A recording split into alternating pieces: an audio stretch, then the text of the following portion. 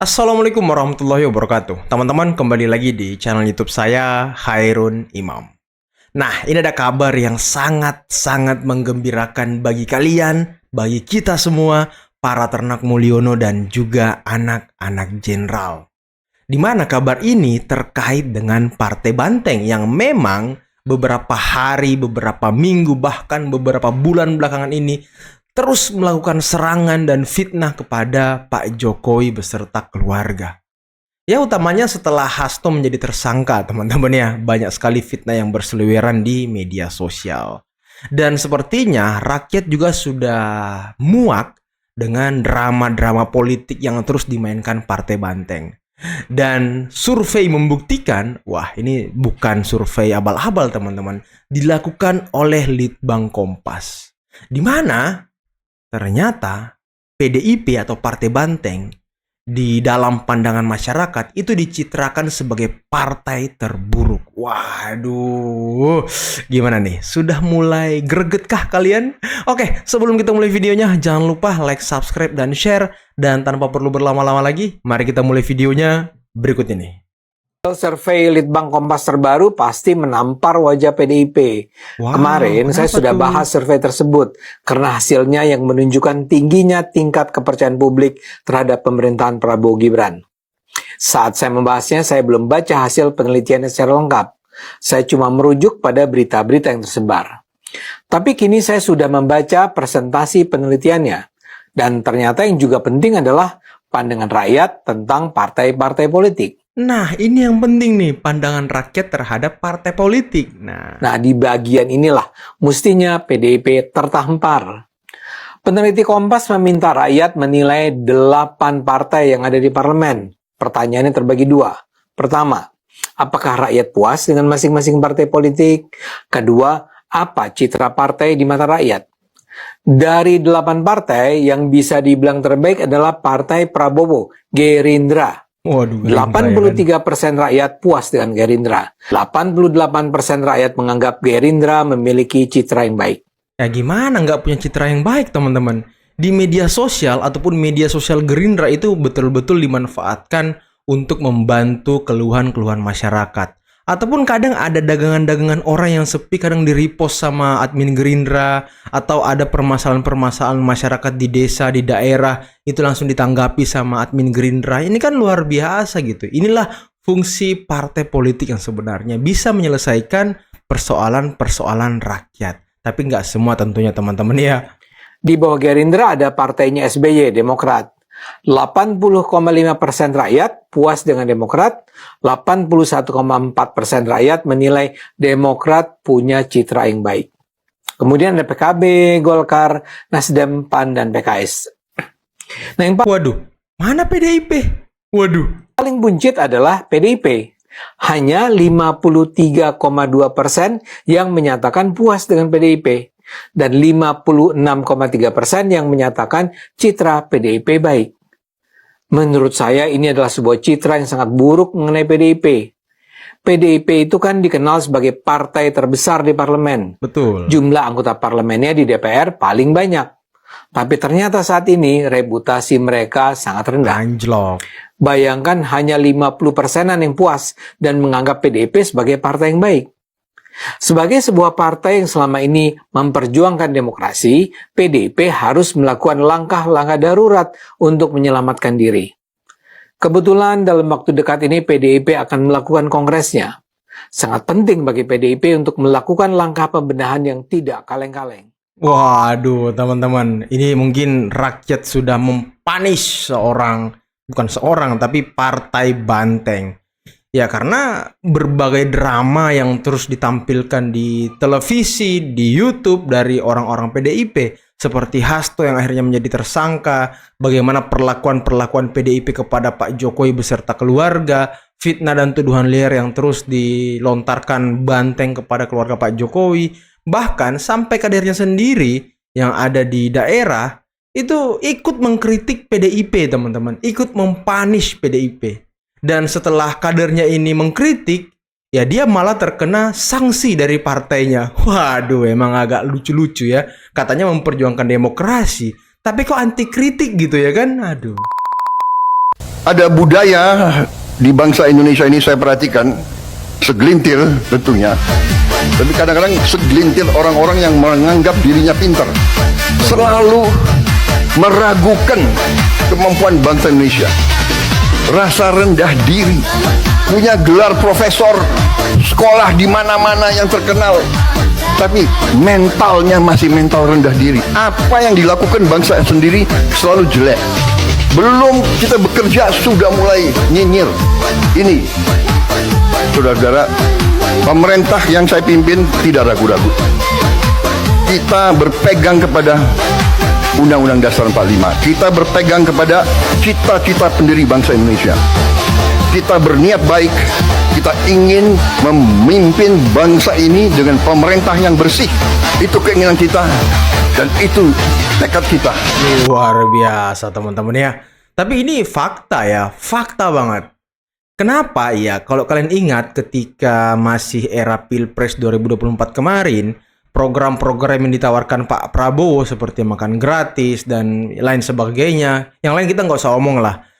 Khusus untuk makan bergizi gratis. Ini kan terus mendapatkan komentar negatif dari lawan-lawan politik beliau. Bahkan tidak sedikit yang mencaci maki program beliau.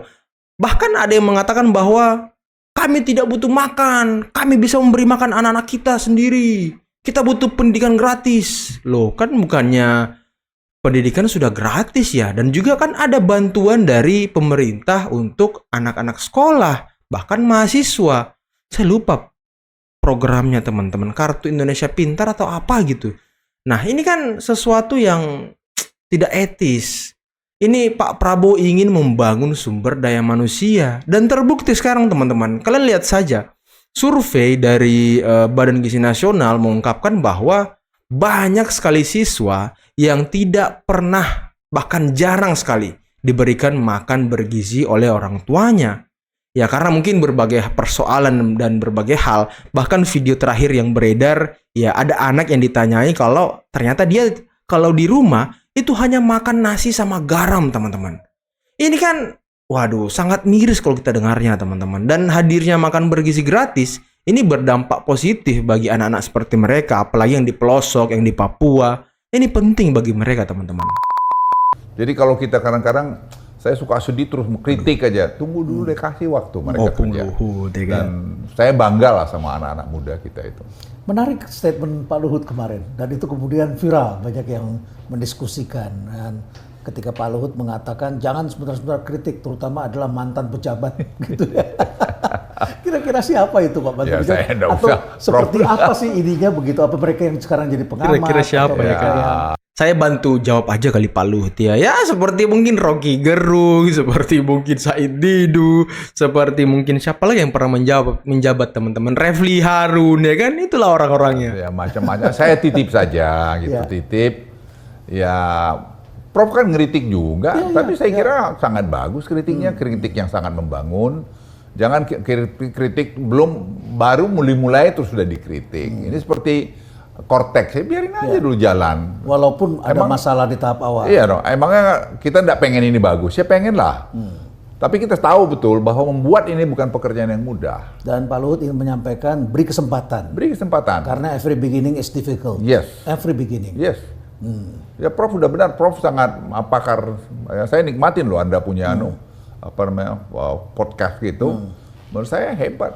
Anda mengkritik juga, kasih masukan juga, kasih solusi juga. Saya kira harus seperti itu. Kalau kita sama-sama, Prof sama saya kan sama tanggung jawabnya membangun negara ini, ya kan? Prof punya murid banyak, kita senang ada muridnya di tempat saya, Seto, ada Firman, ada semua. Mereka itu ada orang-orang hebat. Yang menurut saya, didikan siapa? Ya Universitas Indonesia. Mereka sekarang menentukan kok anak-anak muda itu yang 300 orang itu mereka tuh yang nikmatin, yang membuat. Ya kita dorong mereka, jangan kita terus discourage mereka bahwa oh ini kurang. Lah kalau nggak kurang kau di sorga aja kau nanti.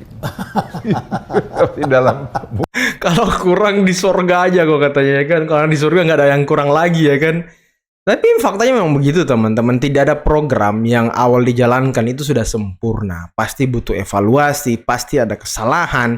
Tapi pemerintah berusaha untuk meminimalisir segala kesalahan-kesalahan itu teman-teman. Tapi ya balik lagi, tidak ada yang sempurna di awal. Pasti ada perbaikan, ada evaluasi, ada yang akan ditambah, ada yang akan mungkin dikurangi. Kan ini semua berjalan teman-teman, sesuai dengan masukan dan kritikan masyarakat. Tapi jangan dibilang gagal lah, jangan dibilang buang-buang anggaran lah dan segala macam ya kan. Ini kau masih banyak kurang. Yang penting kekurangan itu bukan dalam konteks ya ada konflik of interest di situ, itu aja. Ya. Tapi kalau soal tadi menemukan sesuatu, karena at the end itu akan masuk dalam AI. Once dia masuk dalam AI nanti softwarenya akan bisa baca sendiri sekian data yang ada. Jadi datanya Luhut Panjaitan misalnya, saya sudah bayar belum ini, sudah begini dan seterusnya. Nah, saya bisa divonis oleh sistem, Itu yang kita mau ke depan. Ya, ada data science begitu Ya, ya. data science Pak. Jadi scientific Pak Ya, semua. dan secara otomatis nanti Yes, bisa membaca itu. sangat bisa, sangat bisa. Jadi Prof nanti nggak bisa. Sekarang coba bayangin, tadi kita kemarin baru ngomong, itu mobil motor itu lebih 100 juta, itu hanya setengah yang bayar pajak. Oh iya, Pak. iya. Pak, Ya. itu masa mau marah kalau kita Ya. suruh bayar pajak itu? Kalau dia bayar pajak udah berapa puluh triliun itu. Tapi di lain pihak ini kan masyarakat sekarang hidup di era kemerdekaan berbicara. Ya. Sehingga mereka kemudian ketika Pak Luhut mengatakan seperti itu, ini menarik. Ada yang mengatakan, masa kita diamkan, kebijakan salah, tidak kita ini kan nanti kemudian jalan terus. Nah setelah jalan, sudah masyarakat dirugikan, baru kemudian bisa kita ngomong. Apa tanggapan Pak Luhut? Nggak juga sih, silah-silah aja. Tapi kan kita bisa lihat tone-nya. Ini mau gimana gitu. Seperti Cortex itu kan baru mulai 2 hari udah terus dikritik gimana. Napas saja belum mulai. Jadi saya pikir kayak gitu udah kita dukung. Napas saja Tapi belum mulai. Dinamika itu terjadi. nanti perlu diperhatikan. Jangan begini-begini. Nanti kalau 1 bulan kritik aja kencang-kencang kalau nggak beres. Masa Bu Ani itu nggak mau pengen dia successful? Yang bener aja lah. Dia kan punya reputasi. Ya, jadi ada feedback system di Yes, situ ya. itu Pak. Biar bangsa ini Prof lebih dewasa. Lebih matang dalam berpikir. Pasangan Prabowo Gibran keren, bayangin. Hampir 81% rakyat Indonesia bilang mereka puas dengan kinerja Prabowo Gibran dalam 100 hari masa kepemimpinannya. Lebih dari itu, hampir 90% rakyat Indonesia bilang mereka yakin dengan kepemimpinan Prabowo Gibran. Jadi yang nggak yakin cuma 10%. Ini diperoleh dari survei Litbang Kompas yang dilakukan pada 4-10 Januari lalu dengan 1.000 responden di seluruh Indonesia. Ini luar biasa sih. Ini menunjukkan rakyat Indonesia bersikap optimis dengan masa depan negaranya.